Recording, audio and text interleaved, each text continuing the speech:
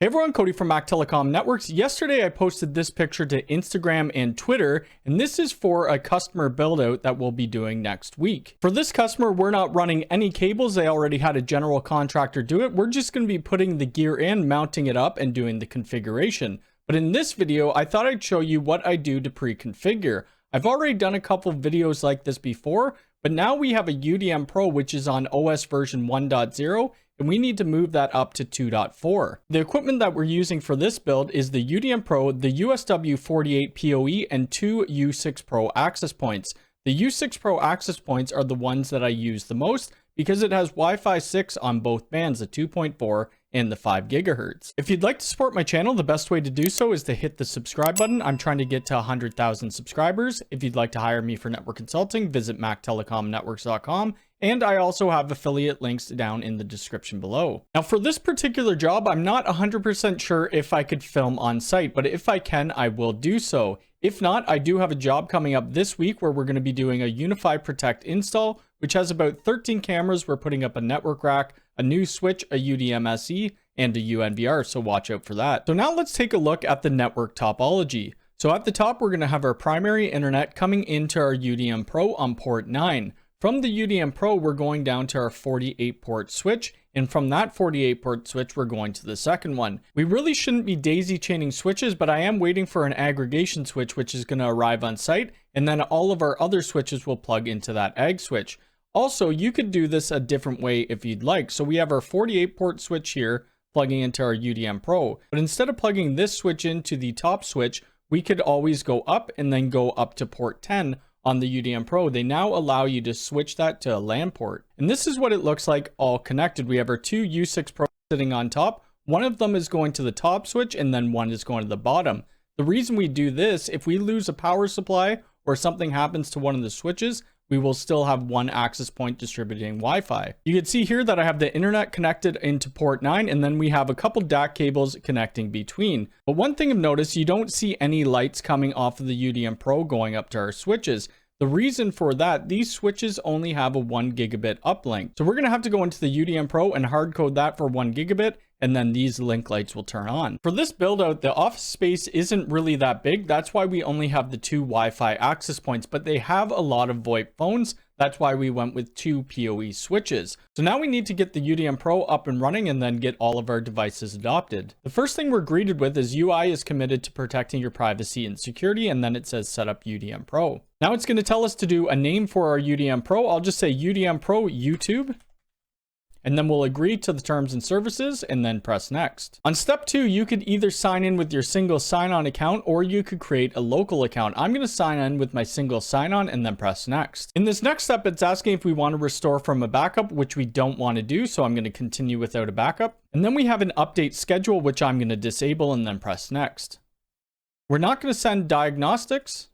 Now it's starting to run a speed test for us. And from the speed test results, we're getting 934 down and 942 up, which is great, and we'll press next. Now it's setting up the console, which may take a few minutes. After this, we're going to have to start pushing firmware updates out. All right, the UDM Pro is now up and running, and you can see we have quite a few updates available, but there is a process that we need to do. If we go over to the Unifi OS, Dream Machines 2.4.27, and then scroll down, it tells us a few notes which we should do first. Since this is a new install, I don't really need to back up because there's nothing to back up, but it says under additional information, you must be on 1.12.38 before you apply this migration, or else you might encounter unknown issues. So you want to make sure that you follow this step. So I'm going to go back to the UDM Pro, and then we can see the update available. If we hover over the update, it's going to update us to 1.12.38. So we'll click update.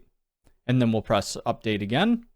And this will take a few minutes, and then we'll migrate over to 2.4.27. That first initial update took about 5 minutes, and if we scroll over update again, you could see we could go to 2.4.27, so that's what we'll do. And this one could take between 10 to 20 minutes. So once that's done, we'll be back. Okay, now the UDM Pro is at version 2.4.27, so that's the latest version for the UDM Pros.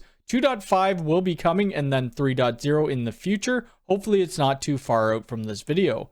Now we need to go into our Unifi network controller and get all of our devices adopted. On our device tab in the Unifi controller, we only could see the UDM Pro. No other switches or access points are showing up. That's because that link light wasn't active. So what we need to do, we'll click on the UDM Pro and then we'll go over to ports. From the ports, I know that I'm plugged into port 11, so we're going to click on port management. We're going to click on port 11. We can see the link speed is on auto negotiate. I'm going to change this to be 1 gigabit full duplex. Once it's on 1 gigabit full duplex, we'll apply the changes and we should see those devices show up. All right, now all of the devices are ready to adopt. So I'm just going to go down this list and click adopt, and then adopt all 4 of these devices. While waiting for the devices to adopt, we could do a couple things. So I know I need a staff network and I know I need a VoIP network. So let's create those. So we'll create new network. I'll call the first one staff.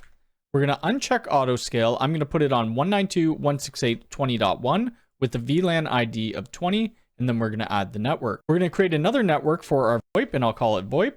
We'll uncheck auto scale and it will be on 192.168.30.1 with a VLAN of 30. We're not going to go into any Wi-Fi configuration because I don't know what they want their Wi-Fi SSIDs to be, but we can create a port profile as we're going to be plugging in the VoIP phones into our Ubiquiti switches and then the computers into the phones. So let's click over on profiles. Every time we create a new network, it creates a switch port profile for us. So you could see our LAN, which is our default. We could see all, which means a trunk port, and then we have staff and VoIP.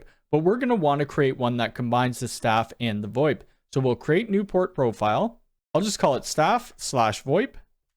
The PoE mode will be default at PoE/PoE+. The native network is going to be our staff network. The tag network, we need to put our VoIP in there. And then our voice network will be the VoIP network as well. And then we'll press apply changes. Now all of our devices are adopted into our Unifi network controller. If I knew where all the phones were plugging into in the switch, I could assign the switch port profile to them. I'll show you how I would do that. We'd click on the switch that we wanted to edit the port, and then we'd click on port manager. If say we wanted port 7 to port 20 to be in that staff/VoIP network, we could click on all of these ports.